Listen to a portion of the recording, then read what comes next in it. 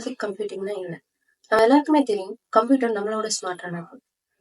எந்த ஒரு ப்ராப்ளத்த குடுத்தாலும் அக்யூரேட்டா சால்வ் பண்ணும். எவ்வளோ பெரிய டேட்டாவ குடுத்தாலும் வித்தின் அ செகண்ட் ப்ராசஸ் பண்ணிரும். But there is one thing which a computer doesn't able to do. நம்மள மாரி அதனால யோசிக்க முடியாது. டெசிஷன் மேக் பண்ண முடியாது.